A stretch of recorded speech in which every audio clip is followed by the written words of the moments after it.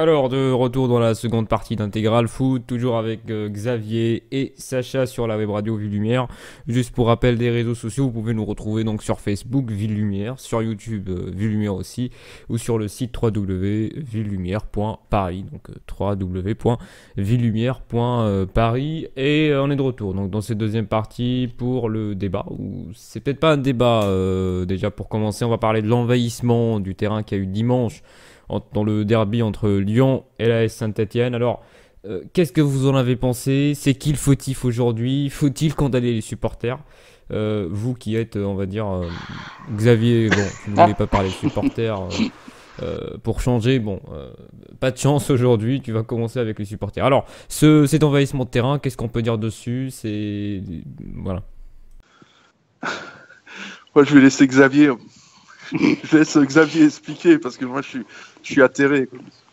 Ouais, enfin c'est sympa parce que je dis que je suis content de rejoindre une radio qui parle de foot et pas de supporters. Puis là on parle depuis 10 minutes. Non ouais il y a ceux qui disent oui le coup du maillot, les gens auraient pu s'abstenir. Ouais, enfin je sais pas, enfin et puis il y a cet envahissement de terrain. Alors moi je sais pas trop quoi penser. Moi le seul souci que j'ai avec ça, parce que moi c'est un milieu que j'ai défendu pendant de longues années, que je défends encore, hein, parce que ceux qui me connaissent sur Twitter ou Facebook, je suis tout le temps en train de partager des trucs, donc je défends les supporters. Malheureusement on se foutait un peu de moi souvent parce que je sortais souvent cette expression-là, faut pas donner le bâton pour sortir ça dans les émissions. Et je le pense parce que il y a un moment aux yeux du grand public ou des journalistes en général, ce qui s'est passé à Geoffroy Guichard là, dimanche soir, c'est pas bon du tout, parce que à mon avis là c'est la première fois que les Lyonnais revenaient en déplacement. Je crois que ça fait 3 ans qu'ils étaient plus venus, et puis on voit que ça termine comme ça avec un envahissement de terrain. Alors on a voulu faire croire que c'était à cause du but de Fekir et sa célébration. On entend que c'est à cause d'autres choses maintenant. Moi ce que j'en vois, c'est que je pense que surtout c'est que Saint-Etienne et la plupart peut-être des supporters en France, ils vont manger, parce que là c'est des faits qui sont passés où je pense qu'ils vont sanctionner en général, et on va se retrouver encore avec des interdictions de déplacement pour les supporters. Et moi, à mon avis, c'est ce qui peut en est à beaucoup. Après, j'entends que Fekir, il va peut-être passer en commission d'éthique, je sais pas quoi. Enfin voilà. Moi, je trouve que c'est un peu exagéré, c'est disproportionné tout ce qu'on entend, parce que en même temps on peut pas défendre ce qui s'est passé, l'envahissement de terrain, mais on peut pas non plus condamner tous les supporters en même temps, mais malheureusement c'est ce qui va se passer, parce qu'ils vont être un peu obligés. Et puis à côté de ça, on va se retrouver avec des matchs de plus en plus avec des supporters qui n'ont pas le droit de se déplacer, parce que ça va leur faire peur, et puis on sait qu'il a des LNH et pour la Ligue, pour l'image, ils ont un peu peur. Et ce qui s'est passé dimanche, j'ai peur que ça soit une mauvaise pub pour les supporters, et que ça va leur tomber dessus. Parce que si on résume ce match, parce que là on va parler des tribunes, parce que si vous voulez on peut parler du match, mais bon, c'était tellement ridicule côté Saint-Etienne qu'il n'y a juste rien à dire. T'as pris une tarte, Il n'y a pas eu de match vraiment. Voilà. Il n'y a pas eu de match vraiment.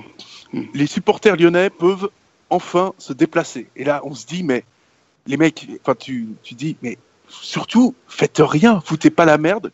Qu'est-ce qui se passe? Il y a des affrontements avec les flics et apparemment également avec les supporters lyonnais. Bien joué. Au début du match, t'as des fumigènes. Ça, limite, c'est interdit. Mais limite, tu te dis, bon, ça fait partie du truc passe, et tout. Il n'y a pas de... Après, ce qui fait mal, c'est que ils arrêtent le match pendant 7 minutes, mais bon, il n'y a pas d'incident à ce moment-là, quoi. Il n'y a pas de souci.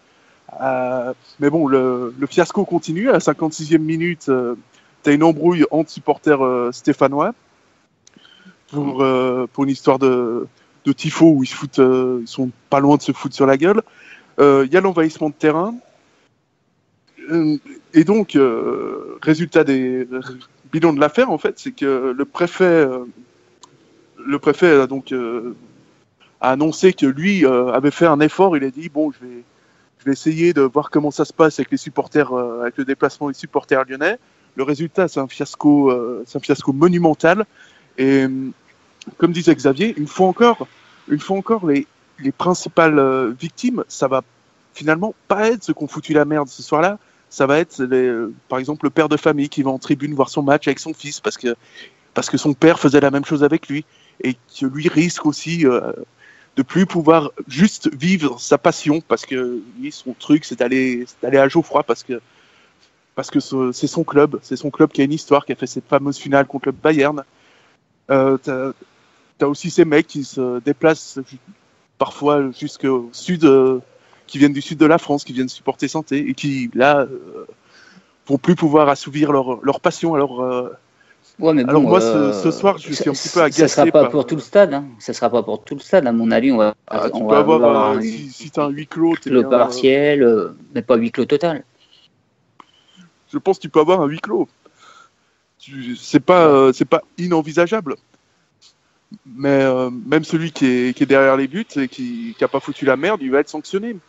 Et ça c'est pas juste. Et ce que je comprends encore moins, effectivement, c'est là pour un peu défendre les supporters de Santé, c'est l'instruction qui est mise en cours pour leur tifo du début de match, alors que moi personnellement j'avais compris le clin d'œil cinématographique au film La Haine avec Vincent Cassel, mais bon apparemment c'était pas si clair que ça pour certains, puis Fekir, alors bon là maintenant va falloir quand même nous expliquer est-ce que peut-être que demain les joueurs n'auront plus le droit de faire de petits ponts sur un adversaire parce que c'est humiliant, puis parce qu'ils risquent. Non mais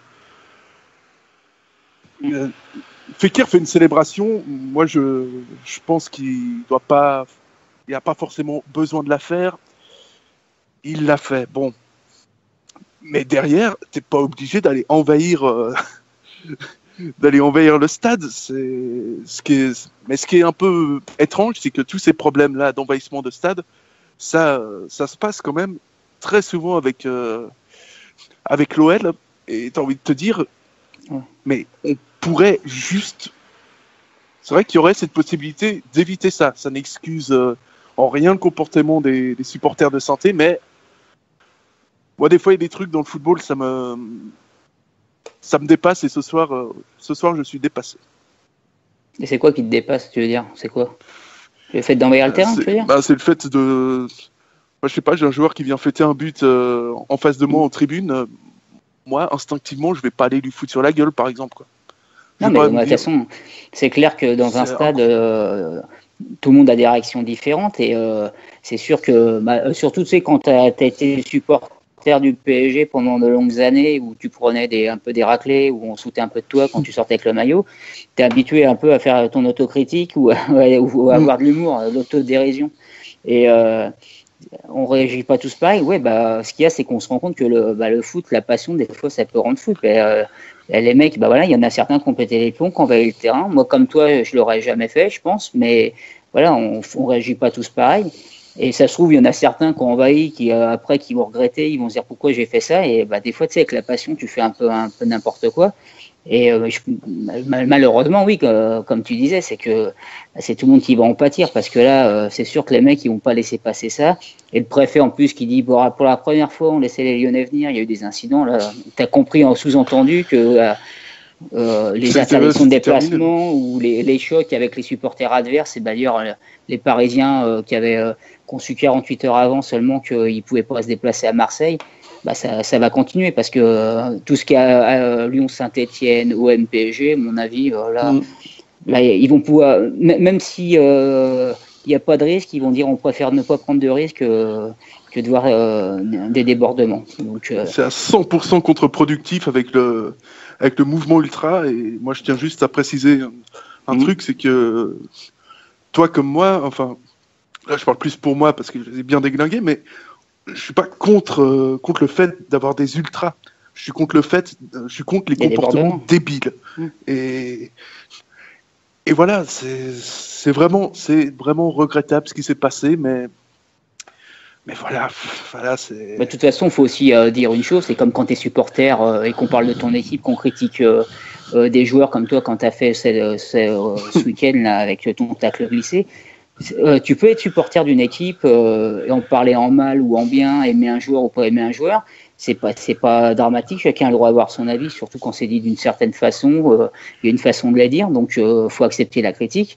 Et tu peux être aussi comme moi un défenseur du monde ultra, même si j'en ai pas vraiment été un. J'ai fréquenté les tribunes, mais j'ai jamais été parce que être ultra, c'est tu consacres ta vie à ça.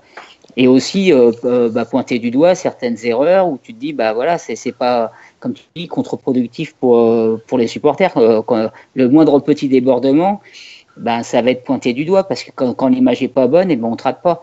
Donc voilà, et c'est pas parce que tu dis ça que t'aimes pas les supporters, ou bien au contraire, c'est que bah après bah y en a qui peuvent comprendre, il y en a qui comprennent pas, mais moi je pense comme toi que malheureusement ouais ça va se retourner contre tout le monde, même les bons supporters qui viennent pas au stade pour faire des débordements.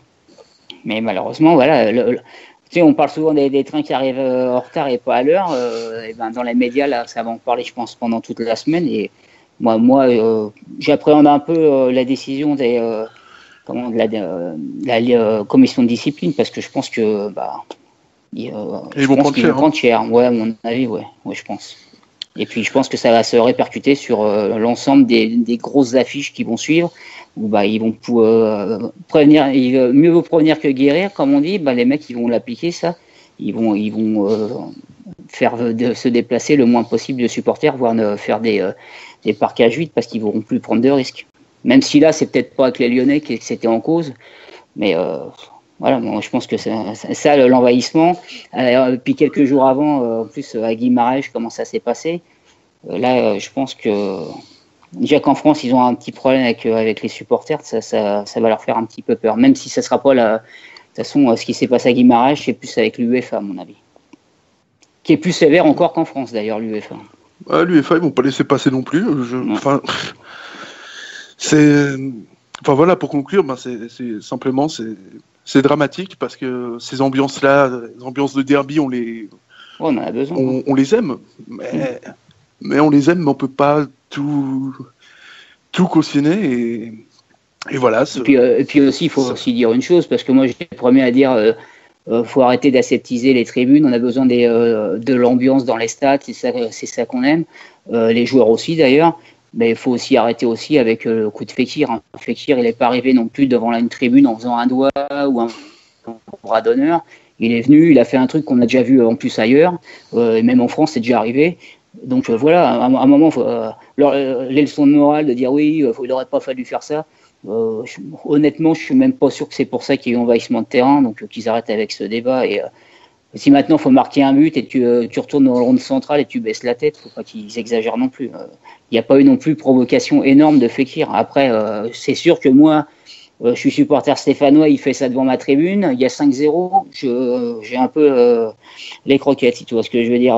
Il y a 2-3 briquets qui volent, en tout cas, ça c'est sûr. Mais bon, voilà, tu as le droit aussi de fêter un but, tant que c'est pas dans l'excès ou venir insulter au pied de la tribune. Faut pas non plus exagérer. Là, presque, il faudrait qu'il passe en commission de discipline. Parce que Matuidi avait fait exactement la même chose au niveau provocation et voilà, dans ce cas-là, t'as presque l'impression que les Marseillais, bon, je dis pas qu'ils l'ont bien pris, mais t'as presque un petit sourire, puis tu dis quel enfoiré, quoi. Voilà, mais c'est clair. Sur le coup, tu fais, tu fais. Comme tu dis, quel enfoiré, t'es énervé, mais bon, c'est pas ça qui. Si à la moindre chose comme ça, il y avait ça.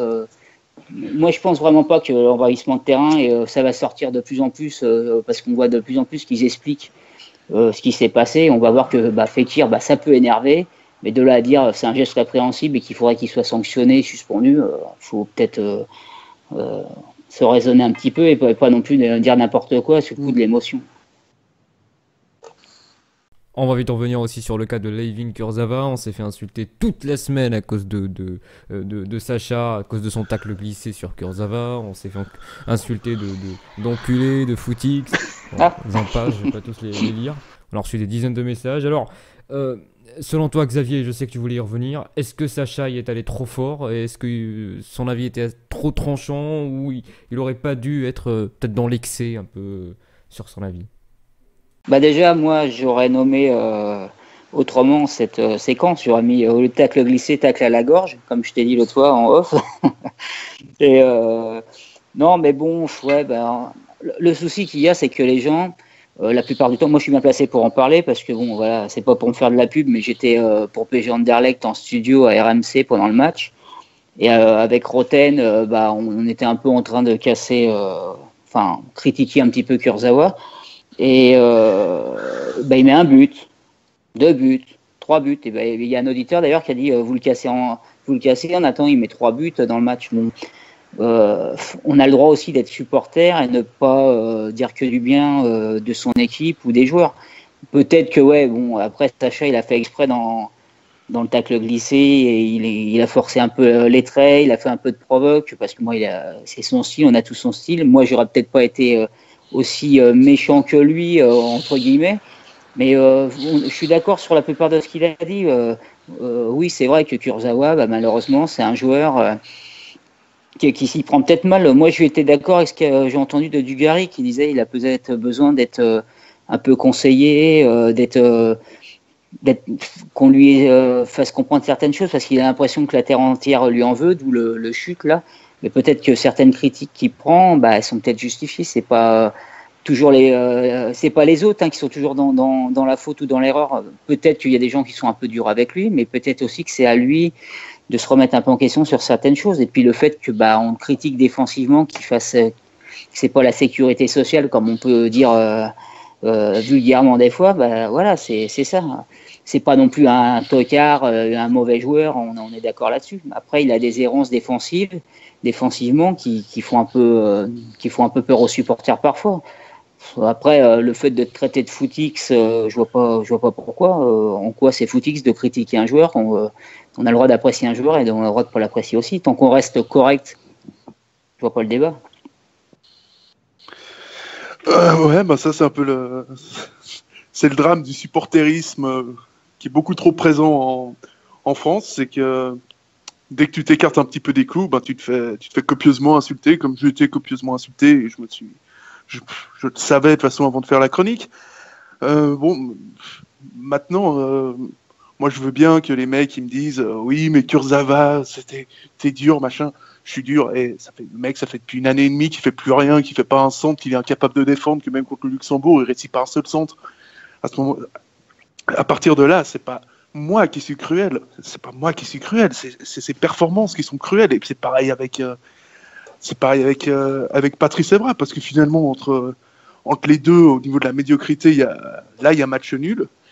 Mais voilà, aujourd'hui même si Evra, tu peux dire que sa carrière elle est derrière lui, qu'il a quand même une grande carrière.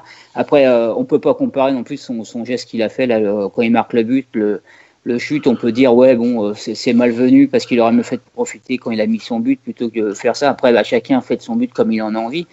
Après Evra c'est différent quoi, il vient un peu provoquer les supporters, des supporters descendent sur le terrain, puis ça part en cacahuète. C'est dommage d'en arriver là. Les cas sont pas les mêmes du tout. En plus au niveau de la bêtise, je trouve que ça se vaut quand même. C'est des joueurs qui sont de toute façon incapables de se remettre en question, quel que soit le contexte. Ils refusent la critique, comme d'ailleurs Nasri la refuse très souvent, comme Aurier est venu se plaindre au Canal Football Club en disant en se foutant de la gueule du monde, en disant, je cite, je ne savais pas que j'étais filmé sur Periscope. Mais est-ce qu'il peut encore prendre les gens plus pour des cons ou est-ce qu'il est à fond, par exemple? Parce que ces mecs-là, ils sont toujours dans la victimisation, en train de se dire que eux n'ont rien fait, que eux sont parfaits et que c'est les autres qui sont méchants, mais jamais ils ne se remettent en question, jamais. Jamais. C'est le cas pour Aurier, c'est le cas pour Kurzawa, c'est le cas pour Nasri, c'est le cas pour toute cette génération de joueurs surcotés qu'on a eu en France. Et moi, j'en suis le premier désolé, parce que c'est les joueurs qui, au niveau potentiel, au niveau du talent, ils avaient tout ce qu'il fallait, mais faudra se mettre ça dans la tête aussi, c'est que le football, c'est pas qu'un sport physique, entre guillemets, il faut aussi avoir un tout petit peu d'intelligence, même un tout petit peu, et je constate avec beaucoup de regrets que ni Kurzawa, ni Evra, ni Aurier, ni Nasri, et là je pourrais continuer la liste, aucun de ces joueurs n'a même le minimum intellectuel pour ne serait-ce que comprendre les critiques, et j'en suis sincèrement désolé. Ce que je vais te répondre, c'est que malheureusement c'est pas qu'au football, c'est dans la vie en particulier. Je pense que Oui, tu as bien vécu sûr. ça et moi je l'ai vécu aussi. C'est que les gens, c'est plus facile de critiquer ou dire que c'est pointer du doigt la personne en face. Par contre, faire son autocritique et ou se remettre en question, c'est plus difficile. Moi, en tout cas, là-dessus, moi c'est même le contraire parce que même quand j'ai raison, des fois je me dis bon, j'ai peut-être fait quelque chose que j'aurais pas dû faire, même si j'avais raison. Donc, toi, c'est humain, c'est dur des fois de te remettre en question, de faire son autocritique. Après, pour les joueurs, comme tu dis, en plus, Kurzawa, ce qui déçoit les gens, c'est quand il arrivait à Monaco, il avait un potentiel énorme. D'ailleurs, les médias c'est le un super critiquaient joueur, pas en du plus. tout. Il était encensé, d'ailleurs, et malheureusement, il s'est perdu un petit peu. Mais après, rien de dire, tu sais, il est jeune, hein, peut-être qu'il va se faire conseiller, il va peut-être se remettre sur pied, ou alors il sera obligé à un moment, s'il ne reconnaît pas ses erreurs ou qu'il ne corrige pas les erreurs qu'il a techniquement, parce que derrière, il suffit qu'il soit un peu plus sérieux derrière, et puis qu'il attaque bien. S'il fait moins d'errances au niveau de la défensive, c'est juste ça que les gens lui reprochent, que défensivement, il fait un peu peur des fois. Mais bon, il est jamais trop tard pour se remettre. S'il se remet en question et puis que c'est le rôle du coach aussi, hein, peut-être des fois tu le mets un peu de côté sur le banc, tu le remets un peu en place, lui faire comprendre certaines choses. Ouais, mais sinon, Blanc ça va finir comme Laurier, avec, il sera obligé de Maxwell partir. aussi, c'était la même chose. Il a jamais. Franchement, le contexte du PSG, c'est un contexte qui est hyper particulier et Oui. c'est un contexte où tu peux devenir fou, mais les mecs sont complètement en dehors des réalités. Et là, encore une fois, je peux que le déplorer, mais ces gars-là, il peut arriver un moment où quand tu es dans un club comme Paris, avec tout ce que ça représente pour des joueurs natifs de Paris, là je pense à Serge Aurier, ça peut effectivement, je dis pas excuser, mais ça explique que les mecs commencent à péter les plombs complètement. Alors complet. Aurier, c'est comme Kurzawa, hein, quand il était à Toulouse, Aurier, il avait une très bonne image, et c'est à Paris que c'est parti un peu en cacahuète. Je vais ressortir cette expression-là parce que Kurzawa, Aurier, où ils étaient, ça se passait bien. Ils avaient beaucoup de compliments sur leur performance, et après, c'est un peu l'extra sportif qui prend un peu le dessus. Mais moi, je pense que soit il va se remettre en cause et ça va repartir pour de bon, et puis il peut rester au PSG en tant que titulaire, ou sinon il devra partir à l'étranger, comme a fait Serge Aurier. C'est peut-être une solution. Après, moi, je te dis, je pense que les cas sont différents avec Patrice Evra. Pour moi, Patrice Evra, de toute façon, il ne peut pas rester à Marseille avec ce qui s'est passé. Parce que tu dis qu'il y a un club comme à Paris où tu peux vite péter les plombs, parce qu'il y a une atmosphère spéciale. Je pense qu'à Marseille, c'est encore pire, parce que là-bas, en plus, quand tu prends la tête avec les supporters, c'est difficile de rester là-bas. Surtout que là, c'est même plus prendre la tête. Là, c'est carrément... il a voulu frapper un supporter. Donc, on peut reprocher aux supporters d'être descendus, mais bon, le fait que Patrice Evra provoque et puis mette un coup, ça, il n'aurait pas dû le faire.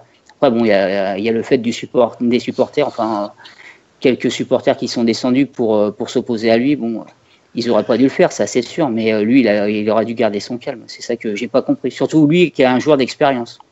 Et puis d'ailleurs, sur Patrice Evra, là, je tiens à y revenir personnellement parce que Ménez a tenu des propos qui sont à mon sens mensongers. Alors je dis pas que Ménez est un menteur, mais Patrice Evra, j'ai posé la question à pas mal de sources marseillaises. Patrice Evra n'a jamais été insulté de singe pour répondre aux accusations, et de deux, je suis aussi relativement étonné que personne n'ait stipulé ce qui s'est passé avant l'incident avec Patrice Evra. Parce que quand tu regardes comme ça, tu as l'impression que c'est les mecs qui sont descendus sur le bord du terrain pour insulter Evra. Alors que Evra leur balance un ballon dans la gueule et se bombe le torse en disant venez vous expliquer. Ouais, ça, on l'a pas trop eu. D'ailleurs, moi, je l'ai pas vu. Ça, c'est expliqué nulle part et c'est incroyable. C'est sûr. Et bien évidemment, on va continuer à suivre cette affaire au fur et à mesure. En tout cas, on va passer maintenant au coup de cœur de la semaine de Xavier, qui est sur Cavani. Ouais, je voulais faire un coup de cœur, moi, pour un joueur du Paris Saint-Germain. Rassure-toi, Sacha, c'est pas Kurzawa. J'espère bien. C'est pas non plus Patrice Evra, parce qu'il est pas au Paris Saint-Germain, tu me diras. Non, je voulais parler d'Edinson Cavani, parce que tu vois, depuis qu'il est arrivé. Alors moi, je vais dire un petit peu. Moi, quand il est venu au PSG, déjà, moi, je le voyais avec l'Uruguay. Je le voyais avec Naples. Il marquait des buts. Il avait la hargne, la grinta, comme on aime là. D'ailleurs, il l'a toujours. Et puis, au début, ça n'a pas été facile pour lui parce qu'il y avait Zlatan, même s'il marquait quand même des buts. Mais à un moment, il a mis. Hein, Laurent Blanc. Oui, tu pourras faire un tacle glissé sur lui, à mon avis. Ouais, non, mais c'était pas évident pour lui, quoi. Il arrivait là, il jouait pas vraiment à son poste, mais il marquait quand même des buts. Après, il était un peu maladroit. Et même à un moment, même moi, je me mettre dedans. J'ai dit, ouais, malheureusement, je crois que Cavani, je sais pas si vous vous rappelez, il y a une période où il a une grosse crise de confiance, il rate pas mal de buts, même des buts quasiment faciles, et on avait un peu peur. Après, il y a même eu des moqueries, viens faire les vendanges avec Cavani. Je me rappelle sur Facebook, tu avais sur les réseaux sociaux un peu des blagues. Bon, après, c'était bon enfant, c'était pas méchant encore ça. Mais, et donc, ouais, et puis il s'est relancé, alors qu'il a reçu même des critiques.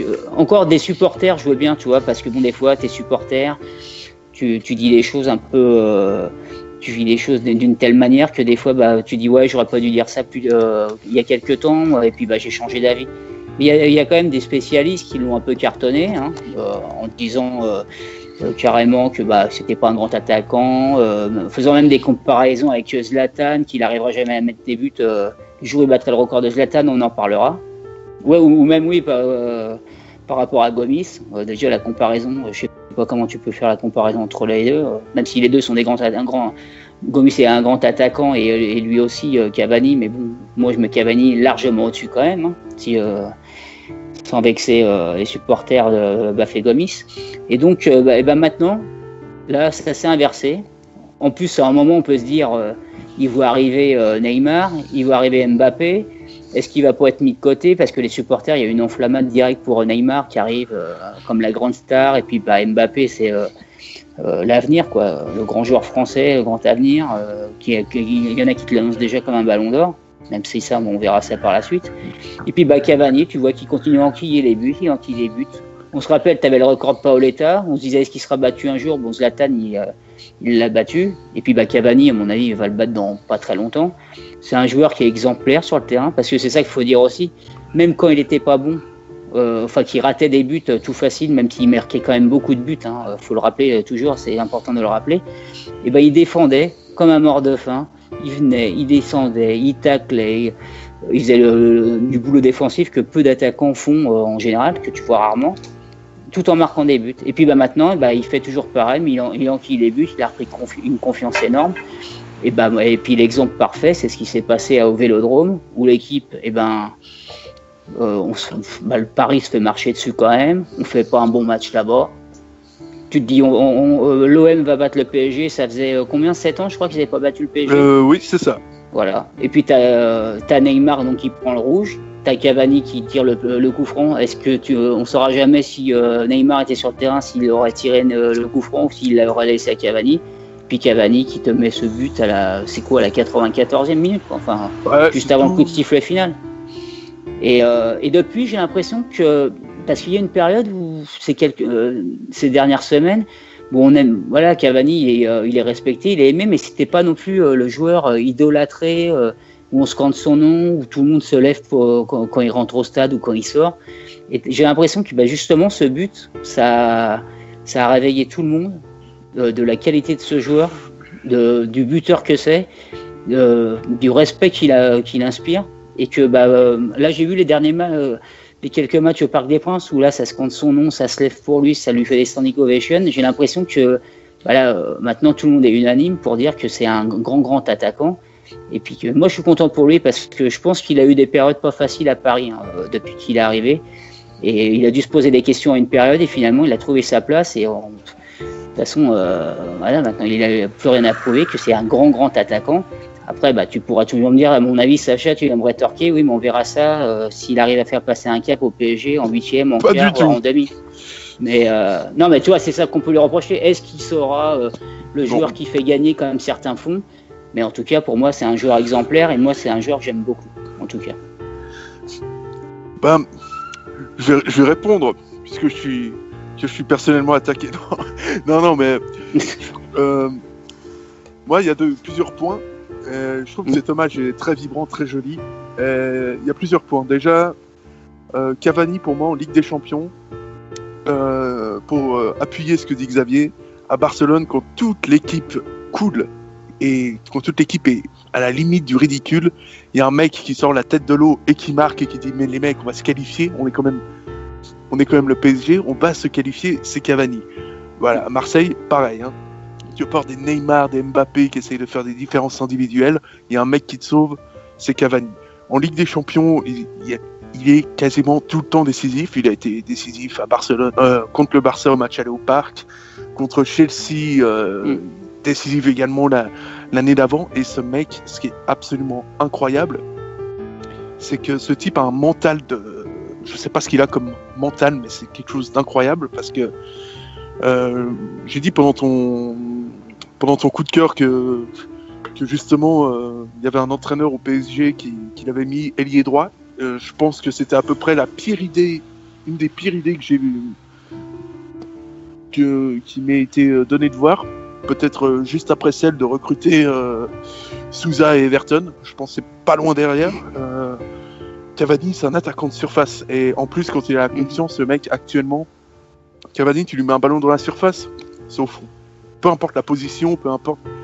Quand il est en confiance, ce type, c'est un des meilleurs neufs au monde. Et je le dis assez tranquillement, sans même dire aux gens, vous voyez, on vous l'avait dit, parce que moi-même, j'étais vraiment pas convaincu par Cavani à droite. En revanche, je suis parfaitement convaincu que Cavani, dans l'axe, c'est un vrai neuf, un neuf qui est beaucoup plus complet qu'on peut le penser, parce que certes, avec le ballon, c'est pas une injure, mais il est pas très adroit en dehors des 16 mètres. Par contre, il compense avec une combativité de tous les instants. Il se bat sur tous les ballons. Contre Angers, dernier match, il y a un moment, il revient en défense, il récupère un ballon. Et en plus, il sait défendre, parce qu'il se jette pas comme un demeuré, ce qui est assez rare pour un attaquant. Oui, parce que les attaquants, ça arrive souvent qu'ils viennent défendre. Souvent, je me rappelle d'un match, moi, avec Jean-Pierre Papin, je ne sais plus si c'était en équipe de France ou avec l'OM, où justement, il revient en défense, et puis il commet une faute dans la surface, parce que souvent, les attaquants, ils ne sont pas habitués aux gestes défensifs, et des fois, tu peux être maladroit. Et c'est vrai que lui, chaque fois qu'il vient défendre, c'est rarement à mauvais escient, quoi. C'est toujours bien fait ce qu'il fait. Et puis ouais, Cavani, dans la tronche, il a vraiment... c'est quelqu'un qui est posé, et moi, il me plaît presque encore plus quand il y a Neymar et Mbappé à côté, parce que tu vois encore plus que ce mec, c'est vraiment une anti-star. C'est le gars, j'ai l'impression vraiment que les paillettes et tout, lui, ça l'intéresse pas trop. Lui, ce qu'il veut, il a une mentalité bien uruguayenne d'ailleurs. Et le mec, il veut juste aider l'équipe, il veut marquer, mais son nom en lui-même, dire Cavani c'est une légende ou pas, lui il s'en fout. Lui tout ce qu'il veut c'est jouer au foot, tout ce qu'il veut c'est marquer des buts et aider son équipe. Et je crois que c'est, pour conclure, je pense que c'est une mentalité qui manque un petit peu au sein de ce PSG, parfois minimaliste, souvent suffisant. Et celui qui, à l'heure où tout le monde a la tête sous l'eau, celui qui justement qui relève la tête et qui refuse la défaite, c'est Cavani. Maintenant, il ne reste plus, c'est peut-être encore une étape pour lui à trouver à Paris, c'est l'entente parfaite à jouer quand il y a et Mbappé et Neymar et Cavani, qu'ils arrivent un peu plus à combiner ensemble, à être complices. Parce que on voit des fois que c'est pas encore le cas, mais c'est surtout entre Mbappé et Neymar. Donc ça, c'est ça l'objectif, qu'il y ait une entente parfaite dans les trois devant. Et là, qu'il y a vraiment une osmose, une entente parfaite entre les trois, ça pourra faire, je pense, encore plus mal devant. Parce que voilà, ils sont tellement forts tous les trois, mais il faut savoir jouer un petit peu ensemble. Et c'est clair que, comme tu as dit, ce joueur, de toute façon, il est exemplaire. Et puis, de toute façon, il a une force de caractère et il va tout faire pour aller de plus en plus haut. Et puis, comme tu dis, la rage qu'il a, par exemple, sur l'égalisation du but au Vélodrome. Il y en a qui te diraient qu'il est pas imprégné par le truc au NPG. Il sait que c'est un match important, il sait que c'est un but important. T'as l'impression qu'il est formé au club, quoi. Voilà, tu sens qu'il s'investit à 200%. Et en sachant aussi que quand il arrivait à Paris, il faut avouer que c'était pas évident pour lui parce qu'il sortait d'un jeu à Naples qui était fait direct, il a un jeu direct et lui, on lui mettait des ballons devant et puis il filait au but. Et à Paris, quand on est arrivé, ça jouait un peu à la baballe. Tu te faisais tourner la balle et puis lui, il était là avec sur son aile, comme tu disais. Le jeu lui convenait pas. Peut-être qu'il lui convient un peu mieux cette année d'ailleurs. C'est peut-être là le changement. C'est que on a vu qu'il pratique un jeu des fois un peu en contre-attaque cette année. Peut-être que ça lui convient mieux à lui aussi, parce que c'est ça aussi. Hein. Tu sais, des fois, tu peux réussir dans un club et puis te rater dans un autre club parce que le jeu te convient pas, tu trouves pas tes repères. Et lui, on voit que il a mis le temps pour arriver à une confiance à 100%. Et là, j'ai l'impression qu'il est au top de la confiance. Même peut-être, il a jamais été dans une confiance pareille. Donc, je pense que cette année, il risque de mettre pas mal de buts. Et ce qui est sûr, c'est que le record de Zlatan, on pensait qu'il serait dur à battre, et même lui, il va réussir à le battre. La preuve que, cet attaquant, il comptera dans les plus grands attaquants qui sont passés en France. Et ça, moi, je suis content parce que j'aime bien toutes les images qu'il dégage. Parce qu'un joueur, c'est bien, mais il y a toute l'image qui se dégage autour qui te fait aimer un joueur. Et il y a des joueurs qui sont bons, qui n'ont pas une image parfaite. Et puis il y a des joueurs qui sont bons et puis qui ont une image que le joueur, tu as envie de l'aimer et que ça te marque l'empreinte d'un club. Et lui, je pense qu'il en fera partie. Et Xavier, pour confirmer ce que tu dis, à mon sens, et je m'avance et peut-être que l'avenir me donnera tort, mais le passé me donne déjà raison, c'est que je crois qu'Edinson Cavani laissera une image autrement plus positive qu'Ibrahimovic. Et je pense même qu'il va laisser une image encore plus positive que tout ce que pourra faire Neymar, justement parce que la mentalité, il y a une mentalité parisienne qui est de ne rien lâcher, et je crois que les gens n'oublieront pas le battant qu'est Edinson Cavani, et c'est ce petit surplus d'âme qui fait que tu marques l'histoire du club. Et on va donc conclure ici sur Cavani. Merci à vous les amis. Je tiens juste à rappeler, demain, vendredi, vers 16h, même avant, vers 14h, l'épisode 2 de Tacle glissé, donc par Sacha Roulin, sera disponible sur la page Facebook Ville Lumière, sur le Twitter Ville Lumière et sur la chaîne YouTube officielle, ainsi qu'en podcast sur le site. Et ça sera je fais un petit teaser, je vais pas tout spoiler, mais ça sera sur Mbappé. Ouais, ça sera sur Mbappé, et celui-là, j'ai fait quelque chose de soft pour me... Ah, t'en as marre de te faire insulter. Voilà, ouais, pour faire des nuances. En tout cas, merci à vous, Sacha, merci à toi d'être présent une nouvelle fois, et Xavier, merci à toi d'avoir été là, bon retour à toi, et j'espère qu'on va faire de très belles choses ensemble. Merci à vous les amis, bonne soirée à vous. Salut. Merci, de même, ciao les amis. Pour ma part, je vous donne rendez-vous jeudi prochain sur la web radio Ville Lumière, comme d'habitude, Intégral Foot à partir de 19h10, et il me reste plus qu'à vous dire à la semaine prochaine et passez une bonne soirée, à bientôt.